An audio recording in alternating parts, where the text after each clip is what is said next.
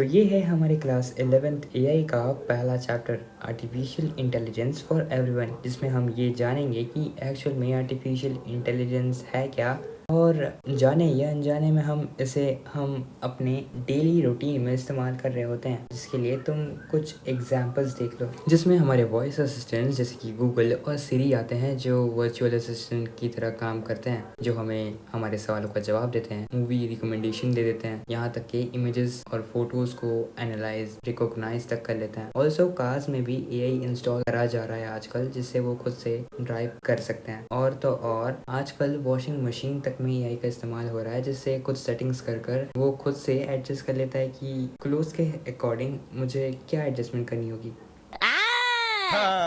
तो ये है इस चैप्टर का फ्रेमवर्क, जिसमें हम सबसे पहले पढ़ेंगे कि एआई एक्चुअल में होता क्या है। देन उसके बाद एआई का एवोल्यूशन के बारे में पढ़ेंगे। देन ये जानेंगे कि एआई सीखता कैसे है, और फिर इस एआई की दुनिया के बारे में, एंड देन ये एआई के कुछ प्रोमिसेस एंड पेरिल के बारे में। तो चलो फिर इस चैप्टर की शुरुआत करते हैं एक कोर कॉन्सेप्ट से कि एक्चुअल में एआई होता क्या है। एआई मतलब आर्टिफिशियल इंटेलिजेंस, एक ऐसा फील्ड जो कि कंप्यूटर साइंस और डेटा सेट्स के इस्तेमाल से कंबाइन करके एक मशीन को एनेबल करता है, ताकि वो मशीन पैटर्न्स को लर्न कर सके एंड उसके बेसिस पर प्रेडिक्शंस बना पाए। सिंपली ये कहा जाए तो इंसानी दिमाग को मिमिक करते हुए एक ऐसा मशीनरी दिमाग बनाया गया है जिससे वो सीख सके और बेहतर बन सके। तो सवाल ये आता है कि क्या एआई है और क्या नहीं। सिंपली कहा जाए तो जो मशीन डेटा के बेसिस पर सीख सकता है और बेहतर बन सकता है वो एआई है, और जो ये काम नहीं कर सकता वो एआई नहीं है। मतलब एक कैलकुलेटर जो कि सिंपल कैलकुलेशंस के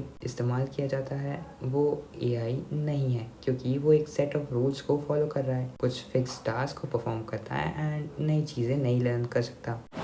तो यार चलो फिर इस एआई के इवोल्यूशन के बारे में बात करते हैं, जिसमें सबसे पहले 1950s में एलन ट्यूरिंग नाम के एक इंसान ने ये सवाल पूछा कि क्या मशीन्स सोच सकते हैं, एंड उन्होंने एक इमिटेशन गेम के बारे में जिक्र किया था, जो कि फर्दर ट्यूरिंग टेस्ट के नाम से जाना जाता है। और ठीक इसके 6 साल बाद एआई यानी आर्टिफिशियल इंटेलिजेंस का टर्म को कॉइन किया जाता है डारमाउथ कॉन्फ्रेंस में। वैसे तुम्हें ये सब याद नहीं करना, तुम बस ये याद रखना कि एआई को एक्चुअल में किसने ढूंढा था, एंड ये तुम्हारा होमवर्क भी है। कमेंट सेक्शन में मैं इसका आंसर पिन कर दूंगा। और हाँ, फिर इसके बाद 1960s और 70s के अराउंड कुछ और प्रोग्रेस देखने मिली एक्सपर्ट सिस्टम्स, सिंबॉलिक रीजनिंग और अर्ली न्यूरल नेटवर्क्स में। इसके बाद 1980s और 90s में मशीन लर्निंग का ब्रेक थ्रू देखने मिला। मतलब मशीन लर्निंग काफ़ी सक्सेसफुल रहा, लेकिन अनफॉर्चुनेटली एआई विंडर का दौर आ चुका था। और फिर 21st सेंचुरी में क्योंकि सोशल मीडिया काफ़ी ज़्यादा पॉपुलर हो रहा था, तो डेटा का जो अमाउंट था वो काफ़ी एनॉर्मस था, यानी बिग डेटा, जो कि इस रिसर्जेंस का फ्यूल बन रखा था, जिसके चलते डीप लर्निंग भी काफ़ी ज़्यादा सक्सेसफुल रहा। जिसमें पहला आता है नैरो एआई, जो कि सिंगल टास्क को फोकस करके उसे परफॉर्म करने में माहिर होता है, एंड ये आजकल ज़्यादा फेमस है, लाइक चाहे वो फेशियल रिकॉग्निशन की बात हो या फिर फिंगरप्रिंट सेंसर की। सेकंड आता है ब्रॉड एआई, जो कि काफ़ी वर्सेटाइल यानी फ्लेक्सिबल होता है और wider range of related task को परफॉर्म कर सकता है। और तीसरा आता है जनरल एआई, जो कि फ़िलहाल हमारे औकात से बाहर है। और अक्सर जो मूवीज़ में हमने ह्यूमनॉइड रोबोट्स देखे हैं, चाहे वो रोबोट से चिट्टी हो या फिर सब सर्वियंस से एलिस, वो जनरल एआई ही है। अब सब सर्वियंस नाम सुन के तुम वो मूवी मत देखने जाना, क्योंकि वो एक हॉलीवुड मूवी है, और हॉलीवुड के डायरेक्टर्स हो या एक्टर्स दोनों ही हरामी होते हैं, और उन्होंने लाज लज्जा और शर्म तो बेच ही खाई होती है।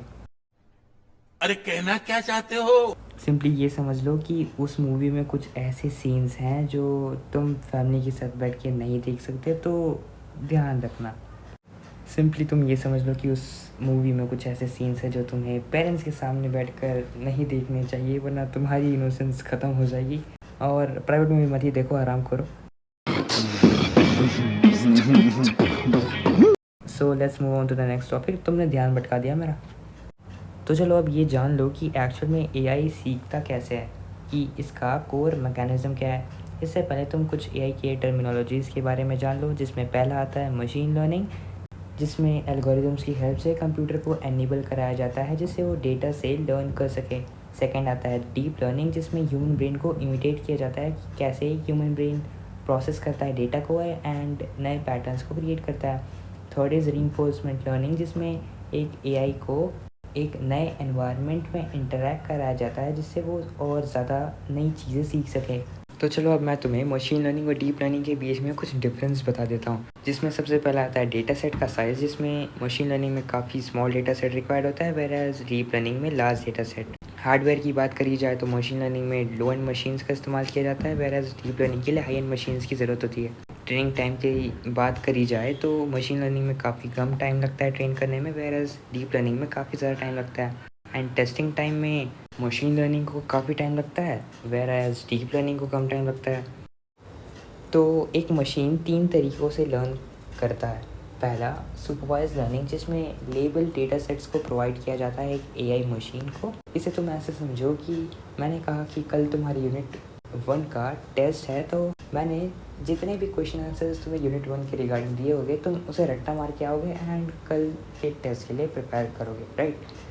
वेयर एज अनसुपरवाइज लर्निंग में अनलेबल डेटा सेट यानी अनस्ट्रक्चर्ड डेटा सेट्स को प्रोवाइड किया जाता है, जिसके बेसिस पर एक एआई मॉडल खुद से पैटर्न्स को रिकॉग्नाइज करता है। इसे तुम ऐसे समझो कि मैंने कहा कि कल मैं तुम्हें फाइनेंस के बारे में कुछ क्वेश्चंस पूछने वाला हूँ, तो यहाँ पर मैंने कोई भी बाउंड्री सेट नहीं करी थी सिलेबस की, तो मैं कहीं से भी क्वेश्चन पूछने वाला था। और क्योंकि इसमें कोई सिलेबस की बाउंड्री नहीं थी, विच मीन्स कि शायद फाइनेंस में जो एमबीए कराया जाता है शायद उसके कुछ कॉन्सेप्ट पूछ लेता।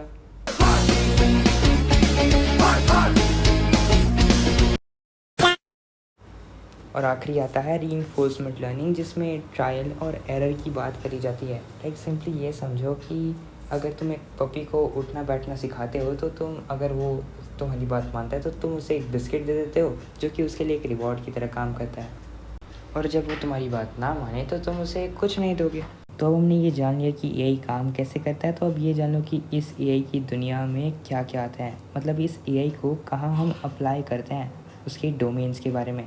पहला डोमेन आता है डेटा साइंस, जिसमें हम डेटा से कुछ इंसाइट्स को एक्सट्रैक्ट करते हैं एंड इसे अक्सर आज का न्यू ऑयल भी कहा जाता है, जो न्यूमेरिकल, अल्फ़ाबेटिकल और अल्फ़ा न्यूमेरिक डेटा को हैंडल करने में काफ़ी हेल्प करता है। वेयर एज़ तुम अगर नेटफ्लिक्स वगैरह या फिर यूट्यूब देखते हो तो वहाँ पर अगर तुम्हें कोई वीडियो रिकमेंड करी जाती है तो वहाँ पर डेटा साइंस के डोमेन का इस्तेमाल ही करा जाता है, और इसके और एग्जांपल्स तुम रीड कर सकते हो।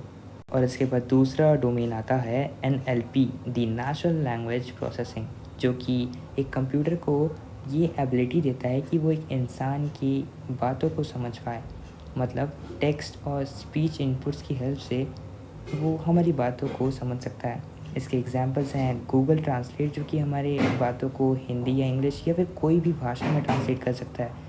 और चैटबॉट्स, स्पैम ईमेल डिटेक्शन के बारे में तुमने तो सुना ही होगा। इनफैक्ट चैट जीपीटी किसने इस्तेमाल नहीं किया यार। तो अब ये हमारा आखिरी और तीसरा डोमेन जो कि है कंप्यूटर विजन, जिसके ऊपर एक डेडिकेटेड वीडियो भी बना रखी है मैंने, तुम चाहो तो उसे भी देख सकते हो। तो ये एक ऐसी एबिलिटी है जो कि एक कंप्यूटर को देखने में मदद करती है, मतलब इंसानों की आँखों की तरह।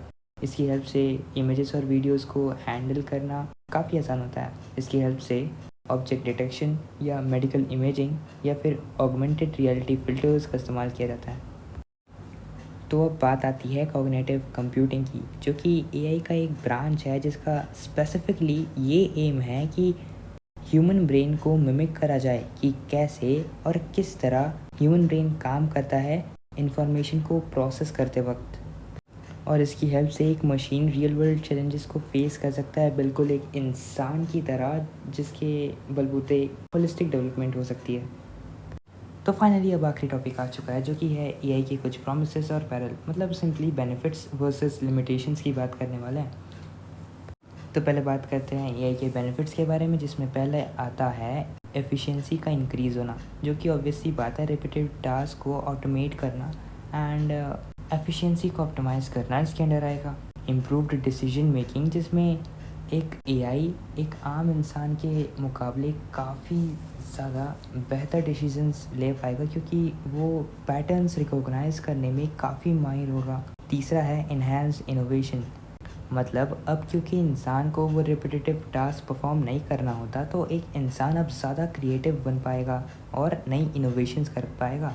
चौथा आता है हेल्थ केयर में काफ़ी प्रोग्रेस दिखना। लाइक तुम ही सोचो कि हो सकता है कि एआई की हेल्प से हम कुछ ऐसे नए ड्रग्स यानी मेडिसिन को डिस्कवर कर पाएँ जो अब तक हमें नहीं मिल पाए। साथ ही साथ कुछ मेडिकल डिसीज़ेज़ जो कि एक आम इंसान डायग्नोस करने में काफ़ी टाइम लगाता, वो एक एआई मशीन मिनटों में करके दिखाएगा। और क्योंकि एआई एक दो धारी तलवार की तरह है जिसके बेनिफिट्स हैं तो नुकसान भी तो होंगे ही, जिसमें पहला आता है जॉब डिस्प्लेसमेंट का डर। बढ़ते ऑटोमेशन के साथ जो इंसान मैनुअल काम करते थे उनकी जॉब्स जा सकती है। दूसरा है एथिकल कंसर्न्स, जिसमें तुम ही सोचो कि एक डेटा में अगर कुछ बायसेस होंगे, हमारे ह्यूमन बायसेस, तो वो कितना रिस्की हो सकता है ना। Third is lack of explainability. Like कभी कभी कुछ ऐसे डिसीजंस एआई लेता है जिसे उसका जो बिल्डर होता है वो भी नहीं समझ पाता कि इसने ये ऐसा क्यों डिसीजन लिया।